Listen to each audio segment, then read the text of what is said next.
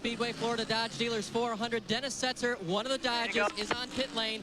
They've been pulling belts off of the front. You've got the oil pump belt in there, all kinds of things, and I can't tell which one it was. Now they've actually got the hoses hooked up to put more fluid back in the radiator, as most of that has drained out, apparently on the track, because there's not a big pool here on pit lane, but the motor is off, and Setzer waits for him to correct the problem on the one truck. We're under our second caution, and that is the 4, and you can tell Sprague and Biffle are just waiting in the wings, but meanwhile, it's allowing Andy Houston to build a bigger lead. It's up to 2.2 seconds. And once again, Sprague tried to get under the 2 truck of Mike Wallace.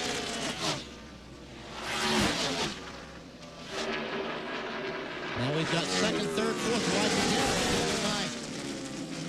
by a slower truck. That was Wayne Edwards. He got out of the way nicely.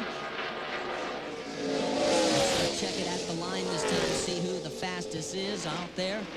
Remember, Andy Houston did not stop for tires. And guess what? Andy Houston's still the fastest. Still at 143.5 miles per hour. Rick Wren, great crew chiefing job today, buddy. So far, your man and that decision have done everything despite the near disastrous pit stop early in this race when they went for 4 and told everybody but the driver, and he pulled out. There is your race leader, Cat Rental Store Chevrolet, Andy Houston. This time by the lead last lap was 2.6 seconds. There is Rick Wren. He's got the watch. We'll see what the margin is this time by, and the clock says almost 3. He was pulling away from Mike Wallace in second place. Wallace has got his hands full just trying to hold down second from a hard-charging Jack Sprague and Greg Biffle. There is the gap, and there's the 3-truck freight train. Well, there's a 4th truck. Joe Rutland is not that far behind these 3 trucks from that Dana Dodge. Oh, looky here, Biffle trying to get on the inside of Jack Sprague.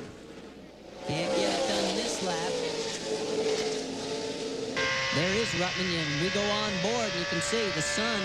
Thank goodness for the cloud cover, because we wouldn't be able to see if the sun was out in full force.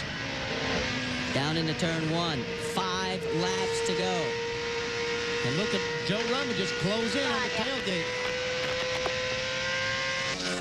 Rutland a great run, but it doesn't look like he's going to collect the Craftsman $10,000 bonus. Sits on the pole and can win the race. He's got 4 trucks in front of him. It's getting nitty-gritty time. Sprague all over Mike Wallace for second. Biffle right behind. 4 laps to go this time by.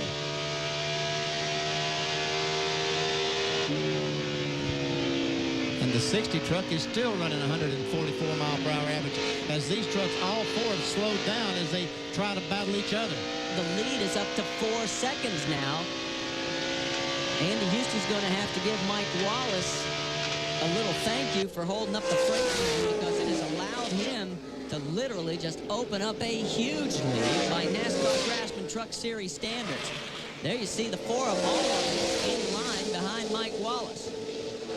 Second, third, fourth, and fifth bunched up together, but none of them is going to catch Andy Houston. It's now Andy's race to lose. He's got a nice, comfortable margin as long as nothing happens on the Cat Rental Store Chevy. I'm wondering if Sprague's tires may have given out a little bit of the ghost, too, because I expect him to force the issue more. I think these trucks are picking up some aero push. I think that the wake that the 2 truck is making. Look at Biffle trying to drive in on the outside of Sprague. Inside. Well, he's going to be kicking himself for that decision. Rutland gets around him. 2 to go right here. Slow one's on the bottom. 2 laps remaining. Andy Houston. Anyway, I think these trucks are picking up an aero push. When they pull up behind Mike Wallace and right in the draft, I think they lose the downforce on the nose of the truck and just can't turn it off the corner, turn under Mike Wallace, and get on the accelerator. Down the back stretch. Marty Croft gets out of the way, gives plenty of room. There is Andy Houston. Look at the margin back to the freight train that's second, third, fourth, and fifth. White flag out this time by. Andy Houston has 1 lap to go, 1.5 miles. Mike Wallace is in second place. The lead is 4.9 seconds. That's Ryan McGlynn 4 seconds on it, buddy. in the double O. Clear that one. Clear that one. Chevrolet will pick up its 75th career victory. It's been 34 races since Andy Houston's last victory. It'll be his second career win. Ford has owned Homestead Miami Super Speedway for 4 straight years. But guess what? Chevrolet's tightening the noose today and takes the win. Yes, sir. Andy Houston, your man. Attaboy, Andy. Mike Wallace second, Jack Sprague third, fourth to Joe Ruttman, and fifth will go to Greg Vickers.